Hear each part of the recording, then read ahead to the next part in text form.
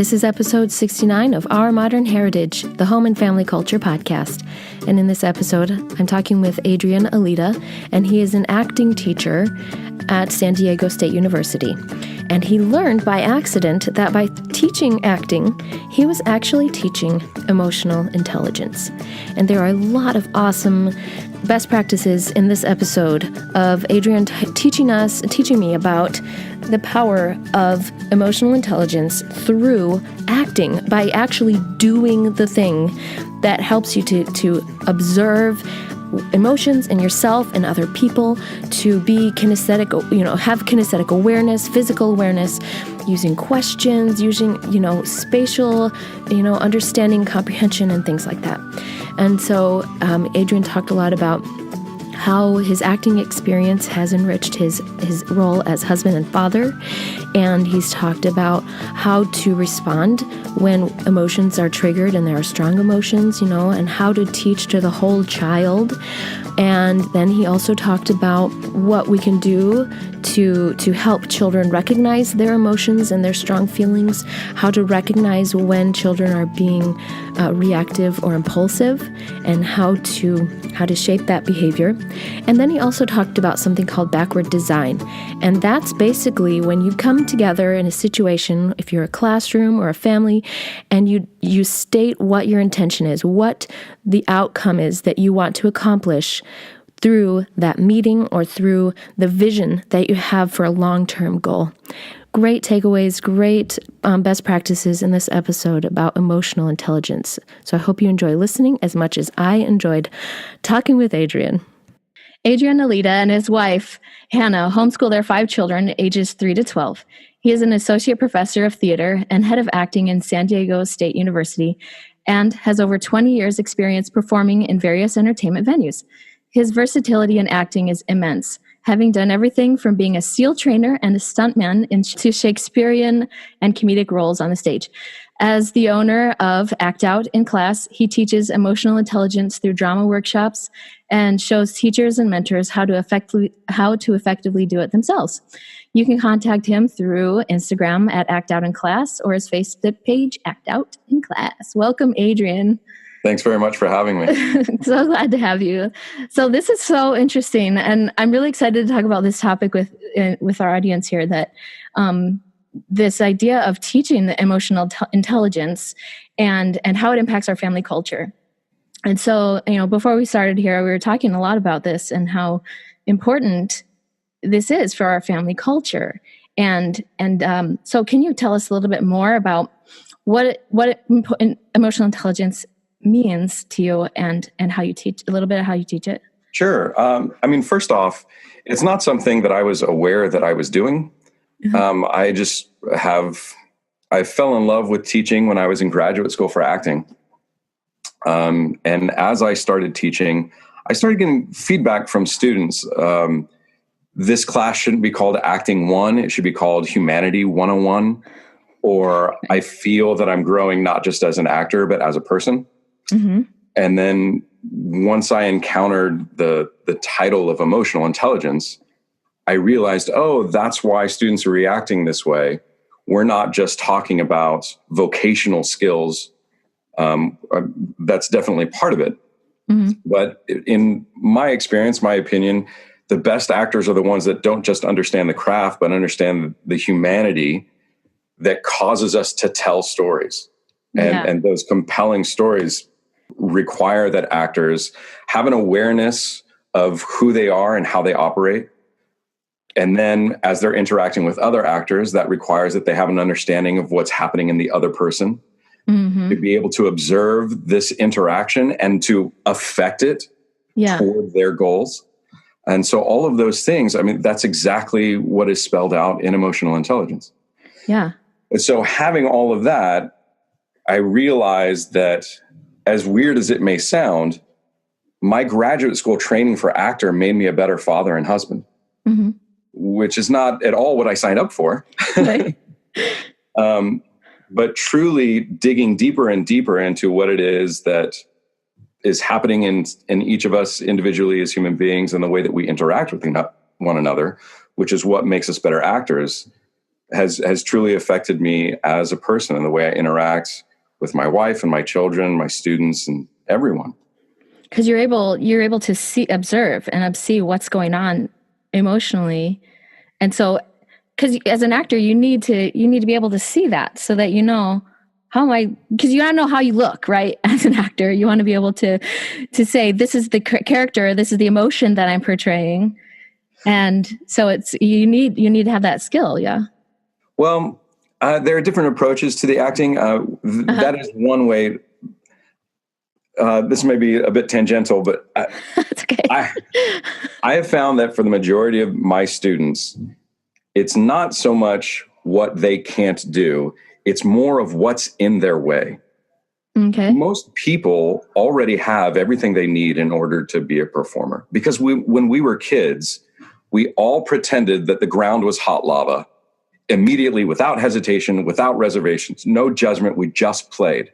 Yeah. And the bulk of what I'm doing as an acting teacher is trying to get adults back to that childlike state of play. And that requires that we address the inhibitions. What are the things that are stopping you from doing that? And so the structure of my teaching, my big overall pedagogy is freedom, passion, technique. Wow. If I can address the things that are in your way and get you free, then we can talk about what you're actually passionate about. And if it's acting, great, stay with me. But I love it when students say, you know what, thanks for opening me up. I realize I don't love acting now. I'm going to go do something else. But it's only after we have a clear knowledge of what your passion is that I actually really get into the technique. Yeah. And the technique is more about being aware of what's happening in the other person and dealing with that. So I don't focus so much on, your emotional state or what you're trying to convey to an audience. Okay. But more of, okay, what's in front of you and how do you want to deal with that? Which is a life skill. Yeah. Yeah. But you're absolutely good. I was going to say, sounds like therapy. We are very careful to say, I am not a therapist. Right. You may find this process therapeutic. But there's certainly some issues that may come up in this class that I'm not qualified to deal with. Right. I'm always open to listen. And if I can't help you, I'm hungry to get you in touch with someone who can. Right. Right. Well, because that would be so inspiring and yet harrowing at the same time when, you might be faced with trying to act in a role that might trigger some really strong feelings. Yeah. And go, okay, I noticed that you have strong feelings about that. Or do you notice it? Maybe more so, right? Yes. There are times where I approach students after class and I very quietly in a small way say, are you okay? Yeah. Send them an email and say, I noticed this. These are my office hours if you would like to chat. Right. It's been a little bit overwhelming for me. I didn't expect to have students open up in the way that they have. So for a while, I was known as the teacher who made students cry, which is not me barking at them, but creating an environment, creating a culture that celebrates openness. Yeah. Some of my students were never given that in their family situations. And so they're touched that other people would care and support them in that way. And then once it starts opening the floodgates. That's incredible. But I can see how it could be so helpful to your own family culture to be able to, if you can establish that kind of a culture in the classroom and how much that helps your students feel like they can open up and feel safe and trust you, just how much that would be so crucial to your own family. And so have you observed that then as you've worked on having that kind of a culture in your home? How has that helped in your family?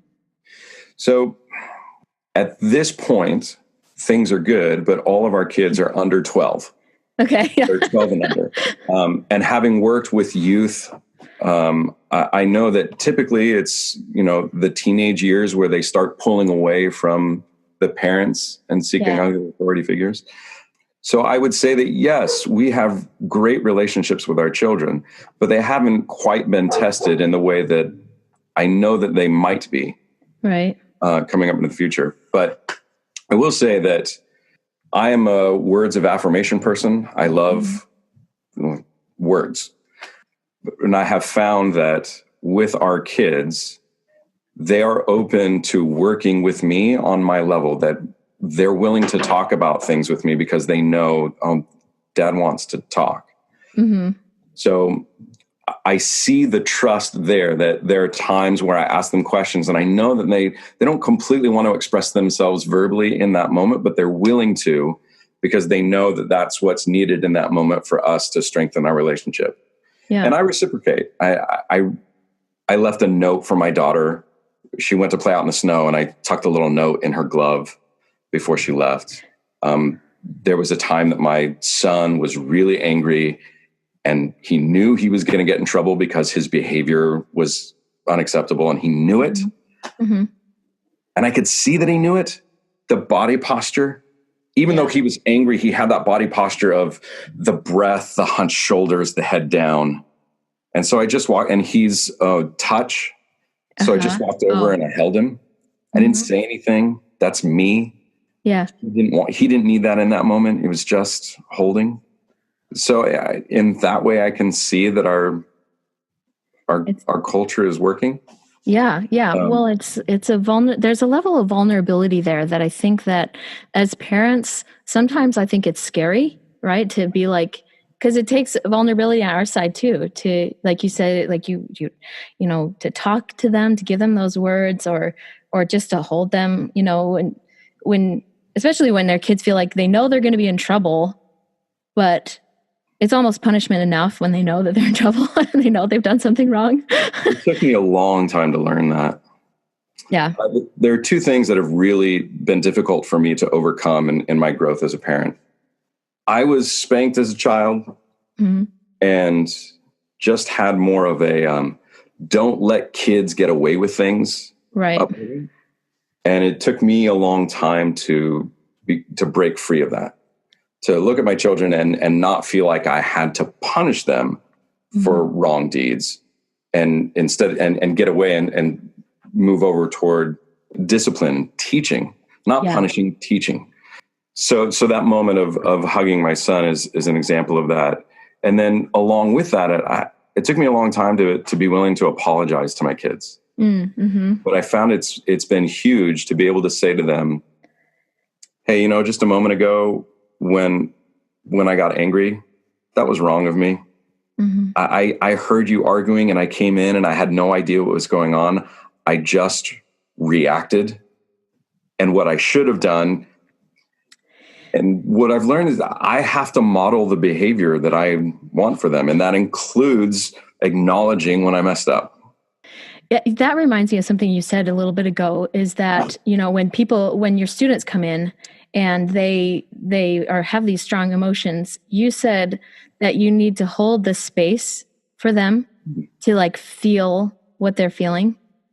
And I think that to me is a phrase that I think is really crucial to emotional understanding or emotional intelligence, is that when you hold that space and recognize those feelings, then you can know how to be proactive, right? Rather than reactive. You know, you can hold that. When you hold the space, it's like there's that space between what triggered the feeling to what you choose to do with that with the feeling. Yes.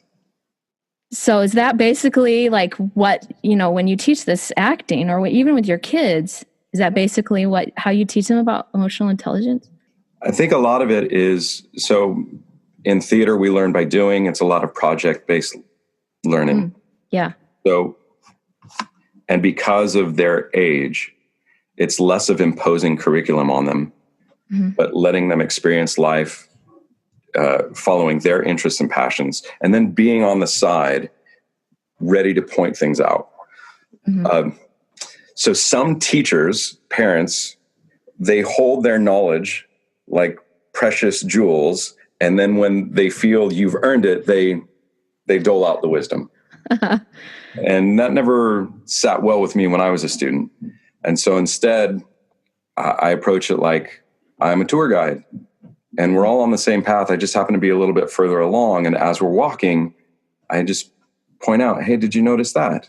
Did you notice that? So here's an example. We were in Mexico City, and there are vendors everywhere at the temples that we visited.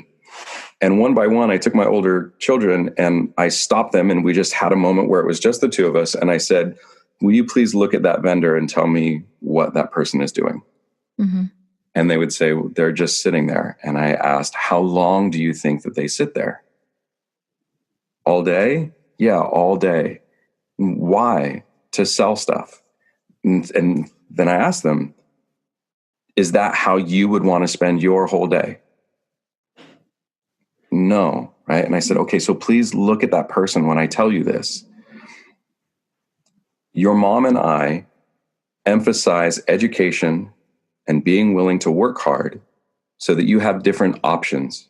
Mm-hmm. People in the United States can still have it hard, but if you have an education and a willingness to work hard, then you have a shot at having a better kind of life. And so in that moment, there is an emotional intelligence component because they have to observe another person and place themselves in that spot. Yeah. Instead of being where you are, imagine being in the shoes of someone else. Mm-hmm. And that informs the education that we're trying to give our children. Hopefully, okay, this is the coolest part of the story. A week and a half later, my son Charlie and I are having our goodnight routine, and he offers a prayer.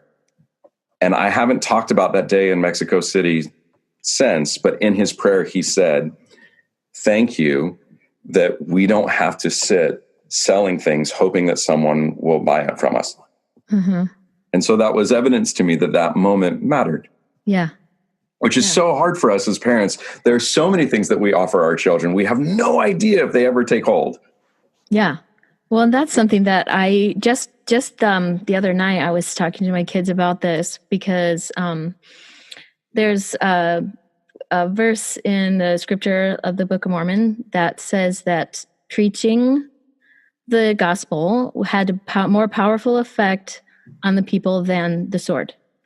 And then it came to my mind, that phrase, the pen is mightier than the sword, And I think that that's because you impact the heart of others, and it's stronger than any kind of force that you could try to cram down their throats or, make them live a certain way or do a certain thing. But when you can impact their hearts and the way that they feel and their sense of humanity, then that has a more powerful effect than anything.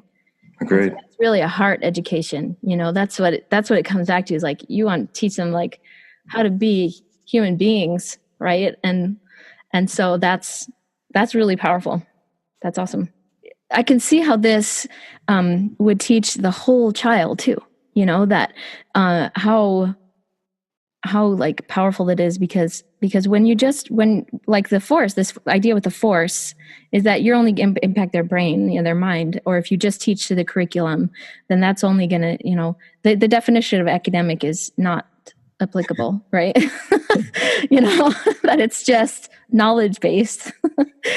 And so that's, so can you tell us a little bit more about that and how do you teach to the whole child? I find, so two things, questions and physicality. The point that you just made about not forcing anything, but letting a child discover answers. Yes, we're guiding and there's certain answers that, we're leading them toward. But when we teach through questions, the implication there is that we value the thought process. We value what is being offered from the child. So as opposed to just straight lecturing, I really love utilizing questions. And then it also, sometimes you can be surprised. You throw out a question, you think that's going to lead to a discussion, but the child just nails it. Uh-huh. Didn't know what they knew. And the question highlights that for you. But then the other thing is physicality. One day on lunch, we ran down to Balboa Park. My wife met me at work with all the kids. We ran to Balboa Park for lunch. And there's a picture. I had grabbed two of my kids and I was just swinging them around and they're giggling. And it was just a really beautiful moment. And I looked at that picture and I titled it Trust. Just the idea of teaching physics and and trust at the same time, because they're swinging through the air, but enjoying it. They're not terrified of it. And that, I love the use of roughhousing to build a family culture, that it's developing this kinesthetic awareness, but it's also building a trust that, hey, we can really use our bodies touching one another with force, and I'm going to protect you. Mm-hmm. I'm going to keep you safe. And I feel like that for me has grown outward in so many other places. And I've made a lot of mistakes with this and continue to do so. But when I'm at my best, I'm telling my children, no matter what's going on with you, I'm going to hold the space. I'm going to keep you safe. Yeah. And we will work through it. I'm not going to, and which is not the same thing as saying, I let my children do whatever they want. Mm-mm. They can have everything they want. They're never get in trouble for anything. It's not that. Yeah. It's knowing that when they have messed up, I am aware enough to acknowledge their feelings about it, that I'm going to help protect them from self-loathing. I'm going to protect them from being shamed. Yeah. I'm going to keep them safe so that they can get to the other side of whatever it is that they're dealing with. That's inspiring, because I think that when, I have one son that's he's super impulsive. He's really emotional. He hates being told no. That is my son. How old is your son? He's 8. Ours is 10. It's very similar. Well, it's so hard, but this idea of helping them get through that feeling, a lot of times my impulse and my reaction is, would you just cut it out? Or, I just want to be like, listen, I know that that's really hard to accept this no answer from me right now, but you need to just figure it out. But this idea of teaching them to work through the problem and hold this space, that's inspiring, because I need to practice that more with him, because, a lot of times I forget. And so, but that idea of helping him hold that space, recognizing what he's feeling to get through it, because a lot of times he just gets angry and runs away, and I'm like, okay, I don't know what to do. Right. But I like that holding the space for him and helping him work through as a guide, as a mentor, going, I see you have these strong feelings. Let's work them through together. I have 3 tips about it. I just realized. I'm ready. So the first was, with all of them when they're young, I teach them to breathe. And I have them practice with me. So I say, look at dad, breathe in through your nose and out through your mouth. And we don't do it only in those high emotion moments. We practice it outside of that, so that when we do come to a high emotion moment, it's not new. Yeah. But there are times where I can look at them, if they've been hurt or they're angry about something or they're sitting there crying, to work them through it. Be with daddy, breathe. And that doesn't always help, but sometimes it does. And it's really good. That's perfect. Yeah. Another one is asking them in that moment, do you know why you were told no? Because what's really great is there are times where I feel like, I've got to take care of this thing. But I'll ask, do you know why you were told no? And immediately I'll see a shift. They'll go, yes. Great. And in that moment, I'm done. It's not because they've acknowledged, so I don't need to preach anything. Yeah. And also in that moment, in their brains and in their hearts, in order to be able to answer that question, a shift happens. And the anger is already beginning so I just leave it alone. Yeah. It goes from being an argument of you trying to sell them on no and them trying to convince you why you should say yes, to you already understand. Right. The end. And there's a lot of work you have to do before you can get to that point. Mm-hmm. You have to have your family councils. You have to have an open discussion about how your family works and why, so that the children is not blindsided by the no. Yeah. They need to have an understanding when the no's are going to be coming. Uh-huh. But then there's another trick that, so from 5 years of working with sea lions at SeaWorld, you have to have variety. If you are overly predictable, it becomes difficult to train an animal. And so this I feel like this is going to sound so silly, but there are times when my kids will ask for something and I'll say no. And then if they handle that no well, I'll say, you accepted that no so well, you can have the thing that you asked for. Wow. So, Dad, can we have some ice cream? I don't think we need to have ice cream tonight. So the answer is no. Okay. Thank you so much for accepting my no response. Why don't we all have a little bit of ice cream? And so we're reinforcing the desired behavior. They accepted the no. So yeah, have ice cream. So that's interesting that you bring up your experience with the sea lions. And so how did that lead you? First of all, how did that lead you into acting now? And how does, or maybe more importantly, how does that feed into your experience of teaching emotional intelligence in your acting courses? Certainly. I was performing at SeaWorld in front of 2,500 seat audiences, and I really loved it, and it could have been a career. So when I discovered that SeaWorld offered an 85% tuition reimbursement, I thought, okay, I'll go get a college degree, and why not do theater? That would be fun. I don't need it to be a job. So that's how that happened. And I feel as though everyone would benefit if they tried training an animal for a while, because you don't get that verbal communication. You are forced to watch the animal and understand what's going on with them just based on their physicality. Oh, yeah. So the size of their eyes, the intensity and frequency of their breathing, whether they're flat on their bellies or they've tucked their flippers under and are up, ready to go. All of that stuff is useful when we're dealing with one another as humans. If you and I are having a conversation, the distance between our bodies, if your body is leaning toward me or away, if you have your arms folded, all of these things are cues as to the nature of our relationship, our interaction in that moment. Right. Some of us haven't been trained to observe them and to process that information. Well, and that goes back to, teaching to the whole child. And you said that wrestling, how that teaches what did you say, their spatial, the kinetic awareness. The kinetic awareness. Or kinesthetic awareness. Yeah. Well, I think that's something that a lot of kids who sit in a classroom all day long are really missing out.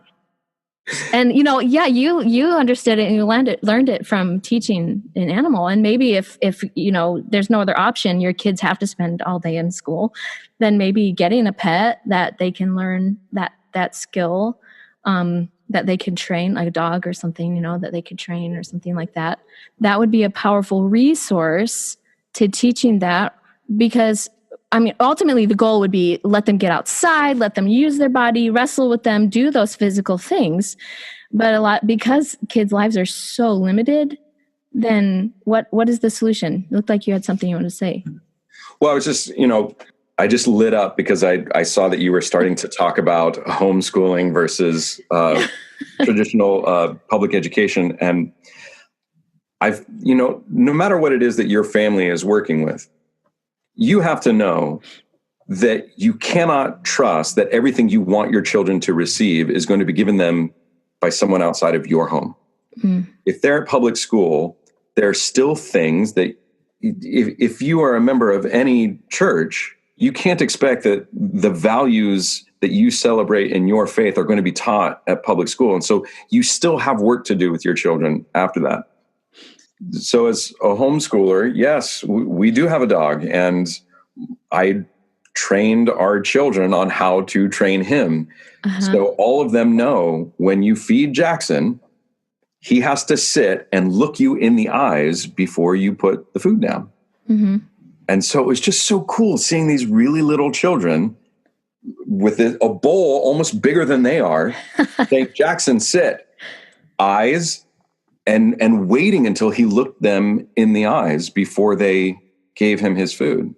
Wow. And so, that right there, that is the beginning of teaching emotional intelligence using this interaction with a pet. Another thing I wanted to say when you're talking about the whole child and the physicality, one of the games that we play using theater to teach emotional intelligence is we will have all the children take a really empty phrase like, I like pens. And I'll say, okay, if you were really, really angry, how would you stand? And they strike a pose and I say, how do those words come out of you if you're really angry? I like pens. And we go through anger and happiness and sadness. And so, first of all, they're in a big group of people all expressing emotional states, even though it's fake. But what we're doing is we're saying it's okay to express emotions around other people. Uh-huh. We're also allowing them to observe how emotions manifest differently in different people. Uh-huh. But then the cool game that we play is I put someone up on stage and I say, okay, I want you to let your body take a shape based on an emotion, and you get to choose. And so let's say that they're up there and they're really sad. And I say, okay, the game is somebody has to go up and say something to that person that's wrong, that doesn't make sense. How would you not approach someone if they were like that? Mm-hmm. So the person on stage is really, really sad. And then the other person jumps up and says, hey, it's my birthday today. Do you want to have cake? Which you wouldn't, if someone's sad, you would address their being sad. Yeah. And so the person gets up and does that, and everyone in the class laughs, and we get to say, okay, why are you laughing? What is wrong about this interaction? And so it's a theater game. Right. But really it's a life skill. How are you able to determine what's going on with somebody else? And what are some of the appropriate ways that you would interact with someone if that's what their emotional state was? Wow. That would be, powerful to learn that, to know how to react to people. That's cool. Yeah. I want to go on to talk about this. I touched a little bit about my son and his impulse control. How do you teach about impulse control? And so it sounds like even that game could be, how to interact with others and how to, respond to those physical, when people look a certain way or emoting a certain way. So how do you talk about impulse control? In terms of the theater games, one of the really great things that you can do is have a ritual to start class. We have rituals in our lives all over the place: opening prayer, closing prayer, as examples. And the one that I really like for theater is that we all stand in a circle, mm-hmm. and you don't enter the circle until you're ready. So if you need to fidget, adjust your clothes, bop your knees, do that. And then when you step into the circle, it's gone. Mm-hmm. And so we have this circle of all these young children just standing there, breathing, being present to one another without any fidgeting, without any outbursts. They're just present. And so using that as part of the theater world helps train them to just release impulses, not follow them, and breathe and be present. To go along with that, we then have games that are specifically about following impulse. So what we're doing is we're creating a separation between the two. And so the children can, in their bodies and their breaths and in their minds, experience them as being separate and learn to recognize one from the other. So if I have a game where they're just supposed to jump in the circle and shout out their name, and then after they shout out their name, just say whatever is the first word that pops in their head. That's an impulse game. Or another one where I clap my hands, and every time I clap my hands, they make a shape. So now we're moving from brain to body. Uh-huh. And I just continue clapping my hands, and boom, boom, they're moving their bodies in all these impulsive ways. So I'm giving them a positive outlet for impulses, mm-hmm. and counterbalancing it with moments where, okay, let's let all of that go. So then in my family life, because my kids have played these kinds of games, when they're in a high emotion moment, I can just take a step back and ask them, can you breathe right now? Can you let that go? Can you let you're in a moment where you're following impulse. Can you let that go? And because they're familiar with what that is, the differences between the two, then not always, but sometimes, yeah, they're able to recognize I'm out of control. I know what that feels like. I also know what it feels like to let that go. I've experienced that. So we're just, like any other skill, it's a succession of approximations. It's baby steps by small and simple things or great things brought to pass. But this is all backward design. Is your family culture, you have to decide what it is that you want for your children.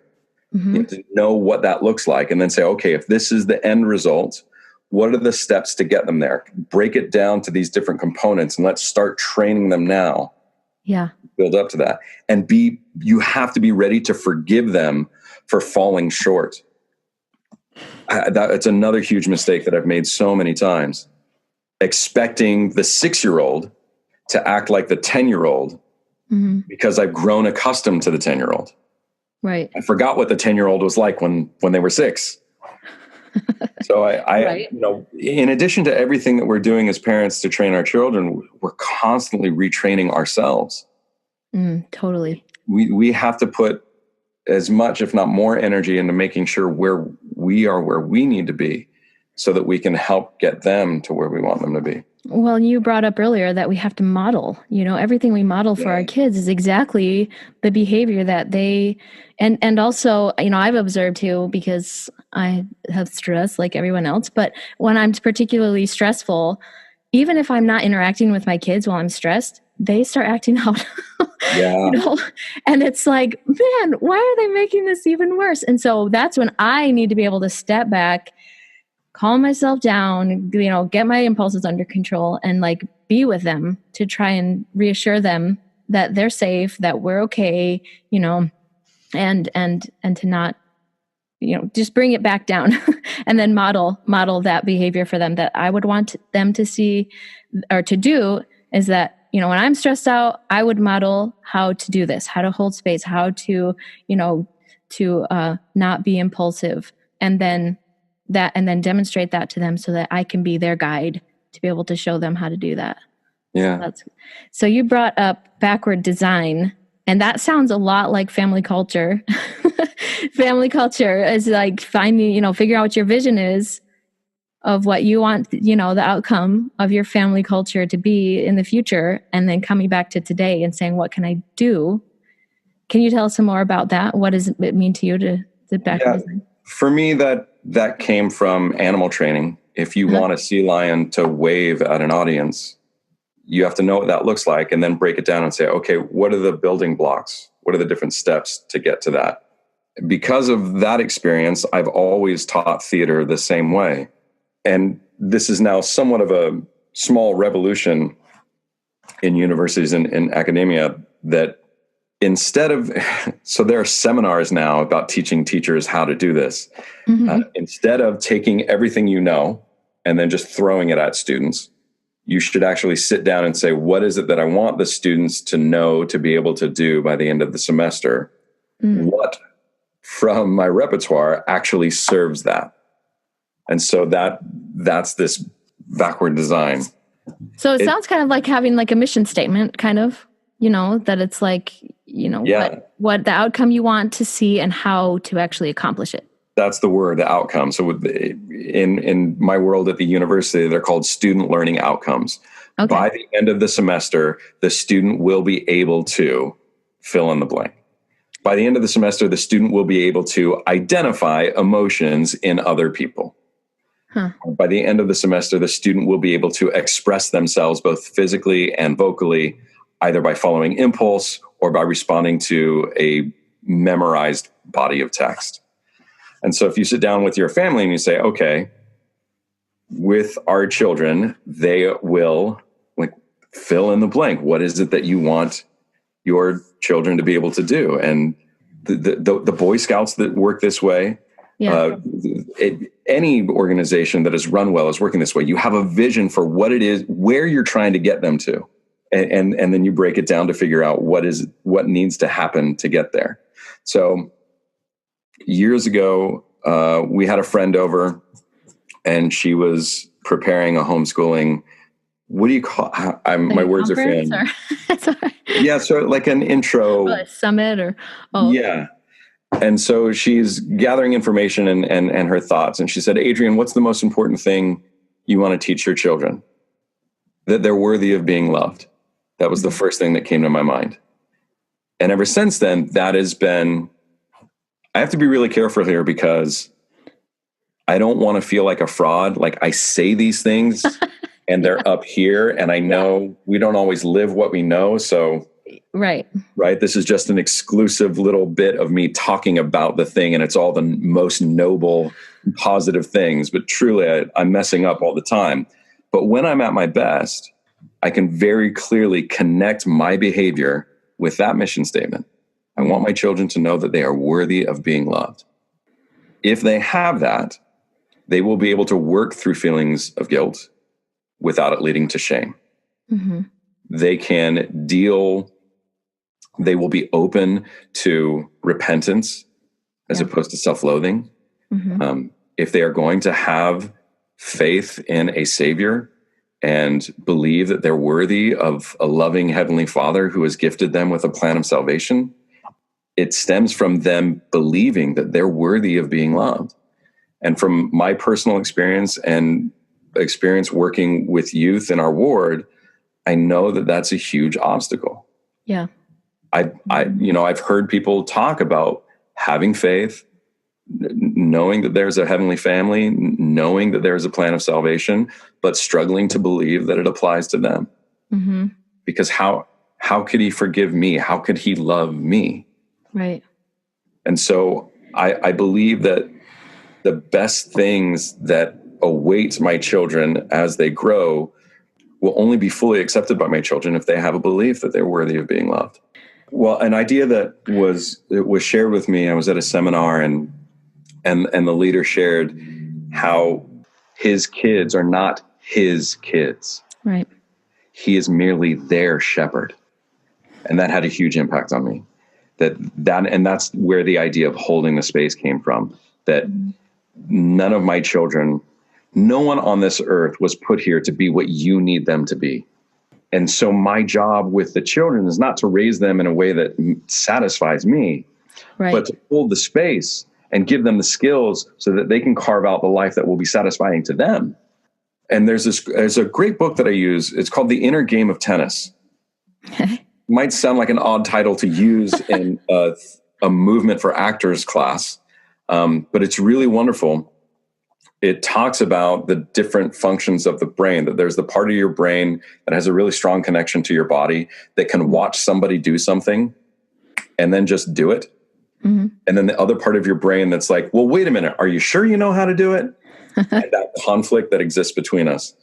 It's a really great book for acting teachers, but it's a really great book for people, parents, I think specifically, because there's one section that talks about how the seed for a rose bush already contains everything that it needs to become a beautiful rose. And at no point do we ever chastise the seed, the stem, the bud for not yet being the beautiful rose. Right. How often do we do that to our own children? Or ourselves. Yeah. Yeah.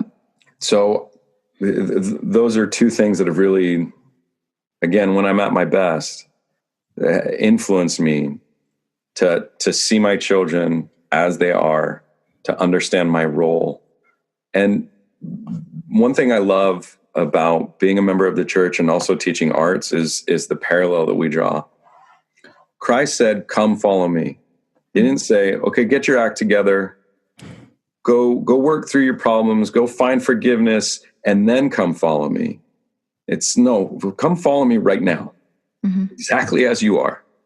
And I'm going to walk with you. And I feel like in art, that's the same thing that we're saying.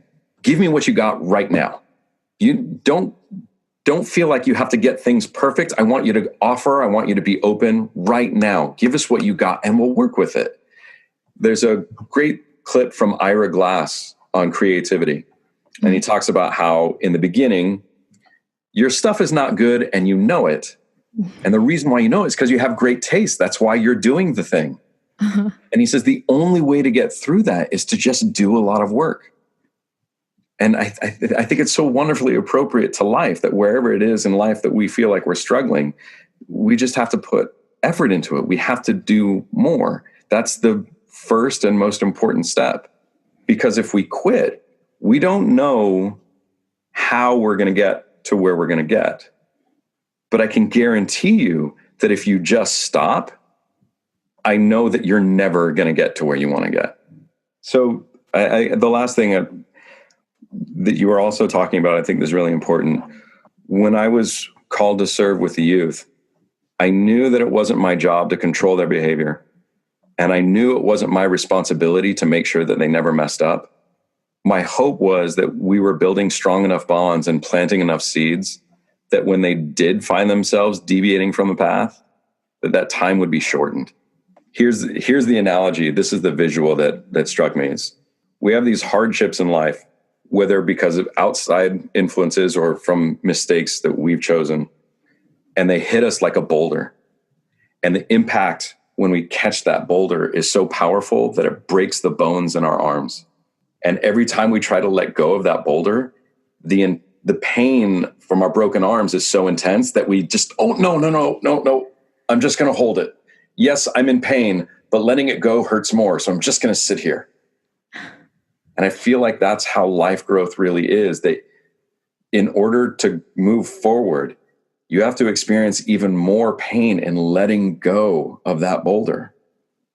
But if you don't, then you're always just going to sit in that pain. You're never going to heal. Yeah.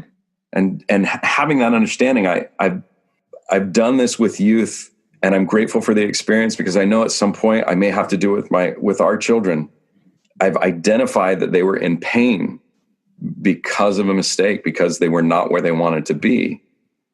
And I just knew I was ready to help them experience even more pain, because that's what it takes as you travel back. I know that there are people out there who either have faith and are not members, or they are members and have fallen away and have a desire to come back. And the reason why why they're not moving forward is because they know what it's going to take to travel the distance between where they are and where they want to be. They know how hard it's going to hurt, and they're just not ready to drop that boulder. And if we on the outside of them know that that's the process, we have a better understanding of how to support them. Yeah, that it takes that grace. And even if it's just whatever changes you know you need to make in your life. Like a lot of times when I address, my audience about family culture and how a lot of times it takes letting go of customs that you grew up with and that are unhealthy, Yeah. that's a harrowing experience sometimes. And, and it's about coming together as a family to decide, what does work and then go through the process of that change. But that change is not always easy. No, I'm always cautious when I talk about this. I don't feel like I could ever say I'm grateful for the individual trials that I've experienced. It just feels so odd to say, yes, I'm grateful that loved one passed away early. Right. But wow. I am grateful for a Heavenly Father wise enough to allow for these trials and challenges. Because, when talking with the youth, you say, why do we have these hardships? And I say, so Heavenly Father will know, will really know what you're willing to do or what you can do. I say, well, doesn't Heavenly Father already know everything? Mm-hmm. Oh yeah, you're right. So the hardships are so that you know what you're capable of. Yeah. Not think, believe, project, but you actually know. And I love what you're talking about in terms of family culture. We have our ups and downs with it. There are times where, like, wow, yeah, we've really been on it with family council. This feels great. Uh-huh. Everybody's in. It's not just parents deciding for children. It's our family coming together and deciding as a group what's important. And then other times we realize, wow, it's been months where we're just surviving. I don't even remember what it feels like to thrive. We got to figure something's wrong. What do we got to do here? But it's the kind of, I don't remember having those kinds of conversations when I was a kid. So I love that this kind of thing is out there. I'm big into communication. The 1 Minute Manager was a book that we were required to read as animal trainers. And it's had a profound effect on me in my life. Another one that's similar to that is the Hands-Off Manager. That one, they talk a lot. He talks a lot about this idea of holding space, because as a manager and a leader, it's not top down. It's actually lifting others up. And so it was so inspiring the way that he talks about how things are created, and that you have to have a vision first and create things spiritually before they can be created physically. Or anyways, it was a really inspiring book. So awesome, Adrian, this has been so amazing. I think I could talk to you for like hours and hours. But this has really been, I think one of the most inspiring discussions that I've had about family culture, because because so much of this comes back to, if we can be so self-aware that we know how to lead our families or how to address our feelings, then that's what leads to a place of safety and forward movement for our families. Anyways, that's really inspiring. And I think that really, everything you said, everything we talked about really has like almost put into a nutshell everything that I'm trying to accomplish with my thought, with this platform, that I really want to support families to be more aware of what they want as a family and how to get there, and that it requires grace and it requires an awareness of how to deal with the struggles along the way, because it's not, there are the struggles. It's just one struggle after another, and how to deal with those struggles, and not just bowl your kids over or bowl the situation over and just go, well, let's just push through it or whatever, but to intentionally shape it to what you hope for the outcome to be. Yes. I know oftentimes when we deal with hardships, the phrase God's will gets thrown out a lot. And for where we're at, how can we begin to imagine truly understanding God's will? But one thing that I've learned through my experiences is that at least part of God's will is for us to be here on this earth and experience adversity and figure out how to get through it. Yeah. Because as you said, we all have struggles. And if we're here by design, then those struggles must be part of the design as well, or else he wouldn't allow for them to exist. And so part of our growth, and I don't want to exclude anyone who doesn't share the faith that we do, but for those that do, and it seems clear to me that everything that we know through the scriptures and modern revelation is teaching us that this is a necessary skill, that it truly is designed as part of our plan of salvation. Another really good book is Outwitting the Devil by Napoleon Hill. And he goes into that a lot, where it's like every failure is the seed of equal or greater opportunity. Oh. And if you think about, all the stories that you hear of people who accomplish really amazing things, they had to go through really trying experiences. I mean, our mutual friend, Kathy Miller, and I talked about this in the episode with her. She talked about the hero's journey, and that you have to be, you get inspired, you get called up to get out of your comfort zone, and you go through a harrowing experience, but then you come through it victorious and you come through it better. And so it's like, that's what life is all about. It's our own individual hero's journey. Yes, the hero's journey and the plan of salvation are parallel. Exactly. And it's just, all these different stories of people who go through these things, and you go, I can never accomplish that. I can never do that. But you just have to be willing to answer the call to get up and do. Yeah. One thing that we talked about in class, a student the other day said, I can't do this. And I stopped everything. And I just shared with them, I know that we sometimes say, I can't. But if we dig deeper, usually what that means is, I can't yet do this thing at a level that satisfies my own judgment.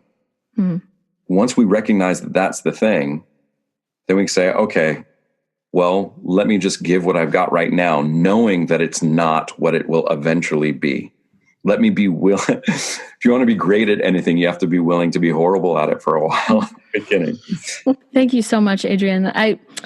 This is great. And in conclusion, if you don't mind asking this or answering this question, I like to ask, what does it mean to you what does the word legacy mean to you?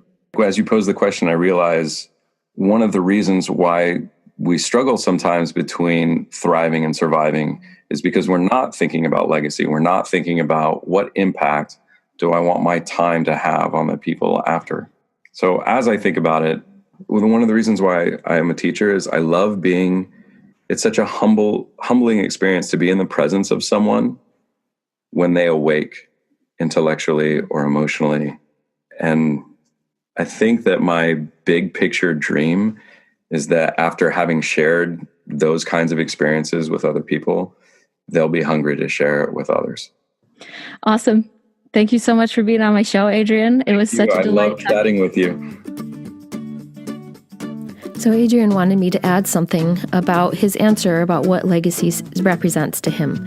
And he said that one day on break, an acting student handed him a small piece of paper which read, "Who you are is enough." And he said, What is this? And the student said, "That's what you teach." And Adrian's response was, "I've never once said this in class." And the student said, "That's what you teach." And so that's what legacy represents to Adrian, is that he wanted to say that who you are is enough. And that's the legacy that he wants to leave for his students, for his children, that who you are is enough. And so I just love that. I'm so grateful that I was able to have Adrian on the show and talk about these things, such a powerful message. And you can go find Adrian at Act Out in Class on Instagram and Facebook and YouTube, and just learn from this opportunity to share with our families what it takes to understand emotional intelligence through this spatial understanding, through emotional comprehension and kinesthetic awareness and all these things. So thank you so much. You can go check out my show notes at homeandfamilyculture.com and follow me on Instagram at Family Culture Podcast. Mother Teresa once said, "If you want to change the world, go home and love your family."